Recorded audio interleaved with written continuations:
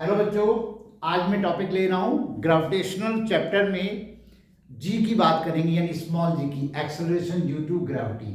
Acceleration due to gravity earth पर 9.8 metre पर second square होती है, लेकिन जैसे जैसे हम हाइट पर जाते हैं तो जी की वैल्यू क्या सेम रहती है या कुछ फर्क पड़ता है, उसी चीज को हम स्टडी करेंगे।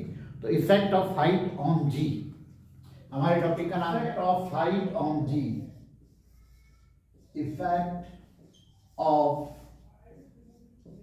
Height on g. जी मतलब एक्सेलरेशन ड्यू टू ग्रेविटी। कई बार कैपिटल जी अलग चीज है, कैपिटल जी है यूनिवर्सल ग्रेविटेशनल कांस्टेंट, राइट। ये स्मॉल जी की हम बात कर रहे हैं। तो ये मैंने बनाई अर्थ, राइट। ये हमारी है अर्थ, ओके। और इसकी जो रेडियस है, यहां से यहां तक जो रेडियस है वो है हमारी R E, radius of earth, okay. इसको आप ए पॉइंट मान लीजिए। तो मान लो suppose g is acceleration due to gravity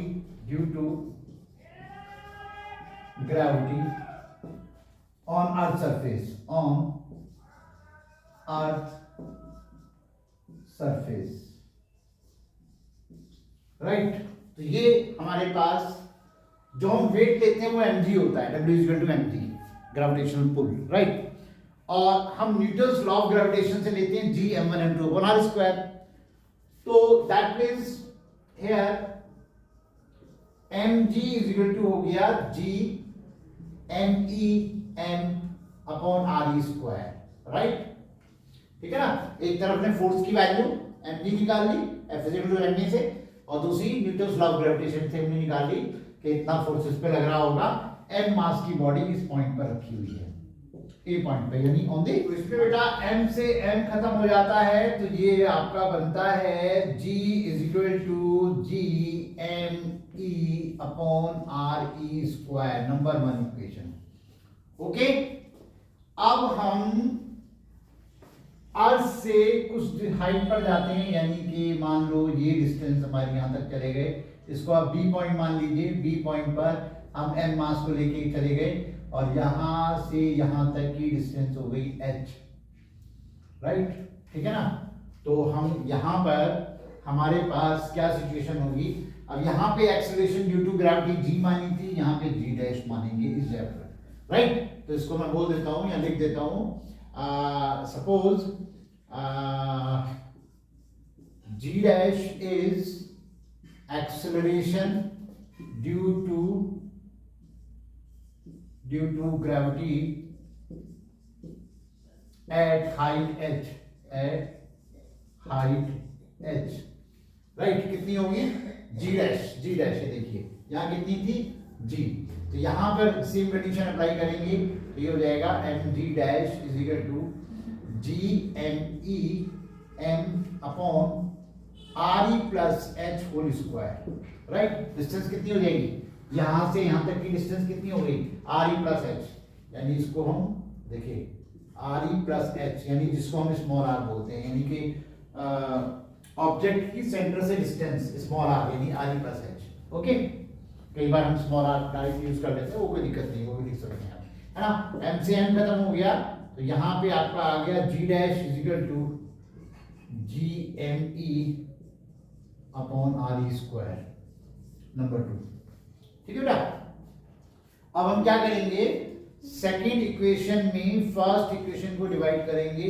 तो डिवाइड करने पे हमारे पास आएगा g dash upon g is equal to G dash की जगह हम रखेंगे G M E upon R E square, और ये लिखेंगे G M E upon R E, नहीं ये होगा आपका आर ई प्लस एच होगा बेटा। इसको मैं ठीक कर देता हूँ, ये ओके। तो ये हो जाएगा आपका आर ई प्लस एच का स्क्वायर, ये बन गया ये दिस वन।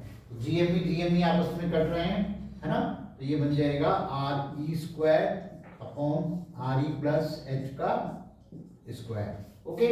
और इसको जरा देखिए मैं कैसे लिख रहा हूं, 1 upon R E plus h upon R E का। जरा इस स्टेप को आप ध्यान से समझ लीजिएगा बेटा। ये मैंने क्या किया, इसको नीचे ले आया, इसको आया, ये देखिए, ठीक है ना। अब नीचे मैं एलसीएम ब्रेक करूंगा, ओके, देखिएगा किस तरीके से। ये मैं एलसीएम ब्रेक करूंगा नीचे, ये बन जाएगा are E plus R E 1 हो जाएगा और एच अपॉन आर ई हो जाएगा ये, राइट, ये स्क्वायर हो गया।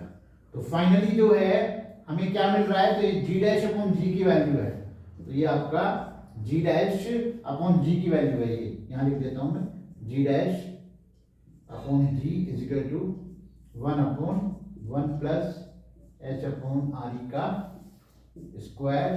तो फाइनली हमारे पास जी डैश आ जाता है, g dash is equal to g upon 1 plus h upon R E का होल स्क्वायर। ये देखिएगा, ये हमारा डेरिवेशन है जो कि साफ हमें पता चल रहा है कि जी डैश लेस देन जी है, यानी जैसे जैसे हम ऊपर की तरफ जाएंगे वैसे वैसे जी डैश की वैल्यू कम होती चली जाएगी, क्योंकि यहाँ पे h बढ़ेगा, ठीक है ना। h बढ़ने का मतलब है ये पूरी की पूरी वैल्यू डिनोमिनेटर बढ़ जाएगा, जो डिवाइड हो रहा है तो ये जी डैश कम होता चला जाएगा, राइट। तो ये आपका डेरिवेशन है जो कि काफी इंपॉर्टेंट है, आपको ध्यान रखना है बेटा। हमारा फॉर्मूला आया g dash is equal to g upon 1 plus h upon R E का स्क्वायर, राइट।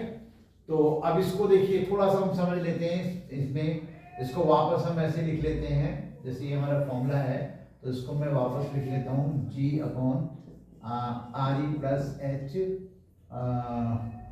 ये स्क्वायर और ये अलग स्क्वायर। ये मैं इसलिए लिख रहा हूँ कि आपको स्मॉल आर की टर्म में ले जाऊँ, तो ये आपका जी आर ई स्क्वायर और ये आर ई प्लस एच जो है वो स्मॉल आर हो गया, तो ये स्मॉल आर स्क्वायर, ये इस तरीके से। तो ये हमें क्या बताता है, यानी कि अगर हम ऐसे लिख रहे हैं इसको g R E square upon small R square, तो ये फॉर्मूला साफ बता रहा है g dash proportional to 1 upon R square, ठीक है ना।